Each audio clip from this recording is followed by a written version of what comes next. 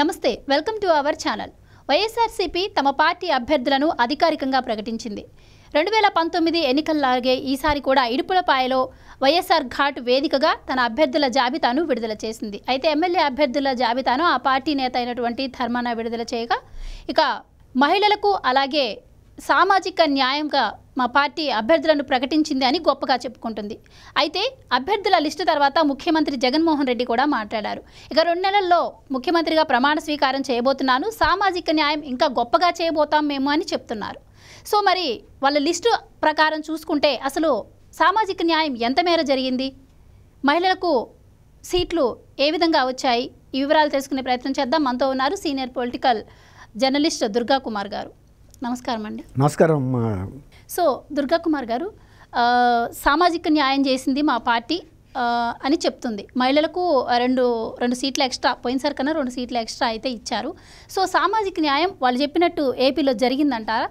ఇక్కడ చూసుకుంటే రాయలసీమ, నెల్లూరులో మొత్తం 62 సీట్లు ప్రకటించినట్టు మనకి లిస్టులో అయితే వచ్చింది. సో అక్కడ ఎంత మేర సామాజిక న్యాయం జరిగిందంటే ఏం చెప్తారు?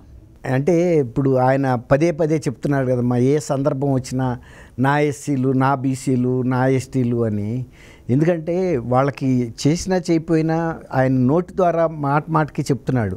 అసలు ఈయన అధికారంలోకి వచ్చిన తర్వాత 151 సీట్లు ఇచ్చిన ప్రజానీకాన్ని ఒక శత్రువర్గంగా భావించి ఆయన ప్రజల మీద దాడి చేయడానికి చూపించాడు. కానీ మంచి పరిపాలన అందించడానికి కానీ, అభివృద్ధి చేయడానికి కానీ, ఉపాధి కల్పనకు కానీ, పరిశ్రమల స్థాపనకు కానీ, తర్వాత మహిళల జీవన ఇది మెరుగుపరచడానికి కానీ, రైతులకు కానీ, ఈ విధంగా ఎవరి పట్ల కూడా ఆయన ఒక ఆదరణ చేయలేదు. కానీ సమాజంలో అంటే రాష్ట్రంలో ప్రజల పట్ల ఇలా వ్యవహరించాడే అనుకుంటే సొంత ఇంట్లో కూడా ఆయన ప్రవర్తన అలాగే ఉందనేది ఇప్పుడు మనకు తెలుస్తున్నది. ఆయన అప్పుడే కాదు, ఆ రోజు ముఖ్యమంత్రి అవ్వక ముందు నాటికే ఆయన సొంత చిన్నాన్న అచ్చిలో ఆయన పాత్ర ఉందనేది ఆనాటికే తెలుసు కుటుంబంలో. ఇవాళ కుటుంబ సభ్యులే వచ్చి అతను చేస్తున్న అరాచక పనులు చెబుతున్నారు. కాబట్టి ఇతర సామాజిక వర్గాల పట్ల ఆయన ఏదో ఆదరణగా ఉంటాడనేది మనం ఊహించలేము. రాజశేఖర రెడ్డి గారికి ఉండేది. ఆయన స్వాభావికంగా కూడా ఆయన స్వభావం ఏంటంటే ప్రజలందరూ బాగుండాలి, నా చుట్టుపక్కల ఉండాలి కూడా బాగుండాలి అనేది ఆయన దృక్పథం. అసలు కుటుంబం పట్ల అంటారా, ఆ కుటుంబంగా ఉన్న ఐకమత్యం ఆంధ్రప్రదేశ్ రాష్ట్రానికి ఒక ఆదర్శంగా ఉండేది ఆ కుటుంబం. ఇవాళ ఆ కుటుంబంలో జరగని అరాచకం లేదు. తర్వాత ఆ కుటుంబంలో చేసిన అరాచకాన్ని కవర్ చేయడానికి ఇంకా చేస్తున్న పనులు సొంత చెల్లెళ్ళని, తల్లిని, అందరినీ కూడా బాధిస్తుంది. ఈ విధంగా చేసిన వ్యక్తి వాళ్ళ సామాజికంగా ఏదో పెద్ద ఉద్ధరిస్తాడని కూడా ఎవరు కూడా ఊహించలేరు. ఇప్పుడు మీరు అన్నట్టు రాయలసీమ, నెల్లూరు జిల్లాల్లో 62 శాసనసభ నియోజకవర్గాలు ఉంటే తన సొంత సామాజిక వర్గానికి 39 మందికి ఇచ్చాడు. అంటే దాదాపు 40 అనుకోండి, దాదాపుగా 39 మంది. 62 సీట్లలో 40 సీట్లు వీళ్ళకే వెళ్ళిపోతే మిగిలిన 22లో కొన్ని రిజర్వేషన్లు ఉంటాయి కదమ్మా. ప్రతి జిల్లాకి కనీసం 2 నుంచి 3 ఎస్సీ 11 సీట్లు పోయినాయి. 39, 11, 40, 50 సీట్లు పోయింది. ఇక మిగిలిన 12 సీట్లు. కాబట్టి ఆయన చేసే సామాజిక న్యాయం ఉంటుంది. ఇప్పుడు ఇంకోటి ఏం చెప్పారు, ఒక 2 సీట్లు మహిళలకు ఎక్కువ ఇచ్చామన్నాడు. అందులో అది వ్యూహాత్మకంగా ఏంటంటే కొన్ని కీలక నియోజకవర్గాల్లో మహిళలను కనుక నుంచోబెడితే 50%గా ఉన్న మహిళల ఓట్లు వాళ్ళకి అభ్యర్థులకి రావటం వలన విఐపిగా ఉన్న వ్యక్తులను ఓడించడానికి సహకరిస్తుంది అనేది ఆయన వ్యూహం. ఇప్పుడు బాలకృష్ణ గారి మీద పెట్టాడు ఒక మహిళని. తర్వాత లోకేష్ గారి నియోజకవర్గం మీద ఆయనకి చాలా చూపు ఉంది. ఎంత ఖర్చు పెట్టైనా సరే లోకేష్ గారిని మంగళగిరిలో మళ్ళీ ఓడించాలి మార్చి పెట్టాడు. ఇప్పుడు మళ్ళీ ఆ అమ్మాయి మురుగుడు లావణ్య గారిని పెట్టాడు.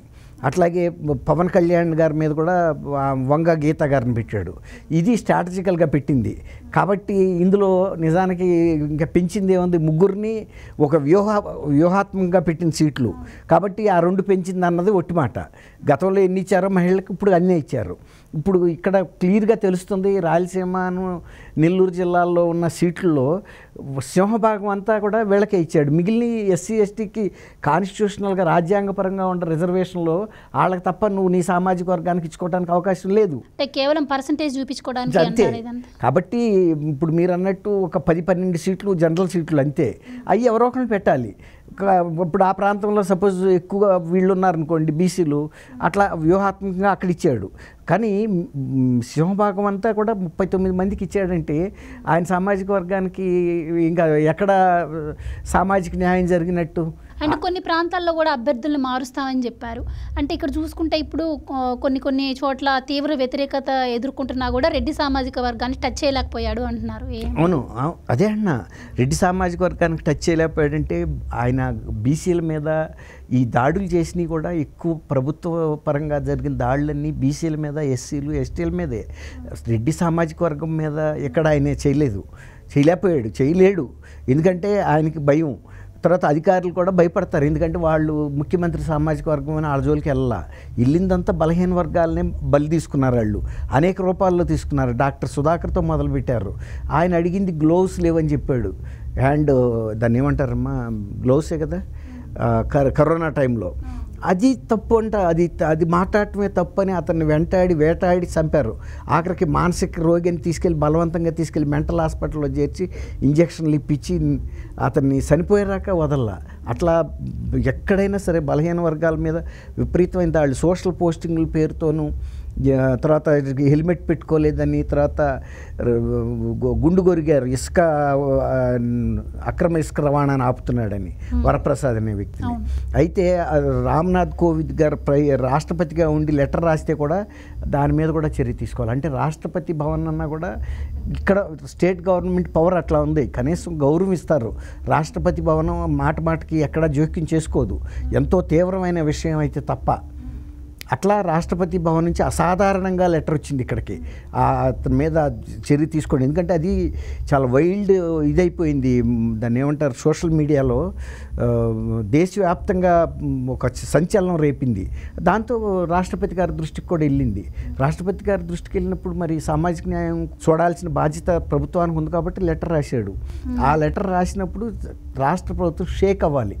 అమ్మో, రాష్ట్రపతి గారి నుంచి లెటర్ వచ్చింది, మనం వీళ్ళ మీద చర్యలు తీసుకోవాలి. చేసిందే వాళ్ళ పార్టీ శాసనసభ్యుడు కాబట్టి ఇంక కిమ్మనకుండా కూర్చున్నారు. సార్, లిస్ట్ అంతా రిలీజ్ అయింది కానీ ఒక్క అమలాపురం ఎంపీ అభ్యర్థి మాత్రం ఇంకా ఫైనలైజ్ చేయలేదు.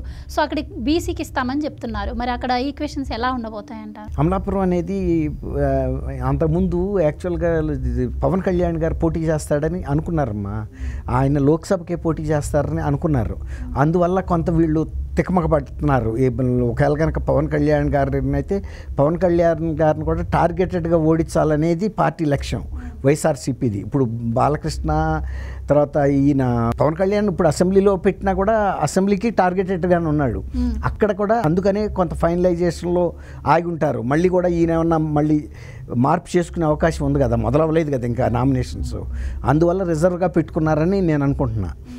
కాకపోతే ఒకవేళ కనుక పిఠాపురం నుంచి కంటిన్యూ చేస్తే వంగ గీతాని ఆయన సామాజిక వర్గానికి చెందిన వ్యక్తిని పెట్టారు పవన్ కళ్యాణ్కి పోటీగా. ఆ అమ్మాయి అంతకుముందు కూడా 2-3 సార్లు ప్రజల నుంచి ఎన్నికైన ఆమె. అంతకుముందు తెలుగుదేశంలో చాలా యాక్టివ్గా పనిచేసిన ఆమె. అంటే ఇప్పుడు ఆ సీటు అమలాపురం సీటు బీసీకి ఇస్తామని చెప్పారు కదా, అంటే రీసెంట్గా అయితే ముద్రగడ పద్మనాభం జాయిన్ అయ్యారు. సో మరి ఆయనకి ఏమైనా ఇచ్చే ఛాన్స్ ఉంటుంది? ముద్రగడ పద్మనాభం బీసీ కాదు కదా, ఆయన కాపు సామాజిక వర్గానికి చెందిన వ్యక్తి. మరి ఆయనకి ఇస్తే బీసీకి అనేది ఎట్లా కన్సిడర్ చేస్తారు? బహుశా నేను అనుకోవటం అక్కడ ఎవరన్నా వాళ్ళ పార్టీలో ఉన్న పవర్ఫుల్ బీసీకి అప్పచెప్పి బీసీ ముసుగులో ఏదన్నా కొంత అడ్వాంటేజ్ పొందాలనేది బహుశా వాళ్ళ వ్యూహం అయి ఉంటుంది. లేదు ఒకవేళ కనుక అది రిజర్వ్గా ఉంచితే ఇప్పుడు ముద్రగడ పద్మనాభం గారు లాంటి వ్యక్తికి అక్కడ పరిస్థితిని బట్టి కాపులు సామాజిక వర్గం కూడా అక్కడ బాగానే ఉంటుంది. మళ్ళీ ఇంటెలిజెన్స్ రిపోర్ట్స్ అయితే వీళ్ళు క్యాలిక్యులేషన్ వేసుకుంటారు. తీసుకుని నిలబెట్టినా కూడా ముద్రగడ పద్మనాభం గారిని ఆశ్చర్యం లేదు. అంటే గెలుపు అవకాశాలు ఉంటే, అదర్వైజ్ మాత్రం ముద్రగడ గారిని కూడా పక్కనే పెడతారు. ఎందుకంటే అవుట్డేటెడ్ లీడర్ అనేది ఈయనకి తెలుసు, జగన్మోహన్ రెడ్డి గారికి. సరే ఉండంతలో ఎవరో ఒకళ్ళు పవన్ కళ్యాణ్కి కౌంటర్ ఇవ్వగలిగిన లీడర్ కావాలి ఇప్పుడు ఆ సామాజిక వర్గం నుంచి. అందువల్ల ఆయన ఏం చేశాడంటే గతంలో శల్లి సారథ్యం చేసినటువంటి వైఎస్ఆర్సీపీ కోసం శల్లి సారథ్యం చేసిన చేగొండ హరిరామజోగయ్య గారిని, వాళ్ళ అబ్బాయిని, ప్లస్ ముద్రగడ పద్మనాభం గారిని పార్టీలో చేర్చుకున్నాడు. కానీ అప్పటికే ఆయనకి ముద్రగడ పద్మనాభం గారికి ఆ సామాజిక వర్గంలో ప్రజల నుంచి వ్యతిరేకత ఉంది. ఎందుకంటే ఆయన కాపు ప్రయోజనాలను తీసుకెళ్ళి కాకినాడ ఎమ్మెల్యే వైఎస్ఆర్సీపీ ఎమ్మెల్యే చంద్రశేఖర్ రెడ్డిదే తాకట్టు పెట్టాడు. ఆయన దయాదాక్షిణ్యాలతో కాపునాడు యాక్టివిటీస్ అన్నీ జరిగిందని ఆయన ఒక లేఖ రాశాడు. అది చాలా కాపు సమాజాన్ని బాధించింది మానసికంగా. కాపులు అనేవాళ్ళు ఆత్మగౌరవం కలిగిన వాళ్ళు, ఎవరో మోచేతి కింద నీళ్లు తాగే సామాజిక వర్గం కాదు అది. వాళ్ళు కష్టపడతారు, రైతులు వాళ్ళు. కాపు అంటేనే అసలు మామూలుగా రెడ్లు కానీ ఇంకా ఎవరినైనా వ్యవసాయం చేసే అగ్రకులాలు ఎవరైనా కాపుల కిందే లెక్క. కాపు అనేది అసలు నిజానికి ఒక కులం కాదు, అది ఒక వృత్తిపరమైన పిలుపు. కాపు అంటే పెదకాపు అంటే ఊళ్ళో ఎవరినైనా పిలుస్తారు. రెడ్డినైనా పెదకాపు అంటారు, కమ్మారైనా పెదకాపు అంటారు. అట్లా గ్రామ ప్రాంతాల్లో ఏంటంటే ఎవరైతే ఆ గ్రామంలో పెద్దగా ఉంటారో, ఏమైనా ఊళ్ళో వచ్చే జాతరలు లేకపోతే ఏమైనా మతపరమైన వీటన్నిటిని కేర్ తీసుకోవటం, తర్వాత ఎవరికన్నా ఆపద వచ్చినప్పుడు సహాయం చేయటం, ఇలాంటి పనులు చేసే వాళ్ళని పెదకాపు అంటారు. కాపు అనేది అంటే రక్షణగా నిలిచే వ్యక్తి అని అట్లా అనమాట. ఇస్తే ముద్రగడ గారికి కూడా మరి చెప్పలేము, ఇచ్చినా కూడా ఇవ్వచ్చు. సామాజిక న్యాయం మహిళలకు పెద్దపీట అని చెబుతున్న వైసీపీ కేవలం పర్సంటేజ్ చూపించుకోవడానికే కానీ ఇందులో ఎక్కడ సామాజిక న్యాయం జరిగినట్టు మనకి కనిపించట్లేదు. ఓన్లీ సామాజిక సమీకరణాలు తప్ప అని చెబుతున్నారు దుర్గా కుమార్ గారు. నమస్తే అండి. నమస్తే అమ్మ గోవర్ధన, మన వీక్షకులకు కూడా నమస్కారం.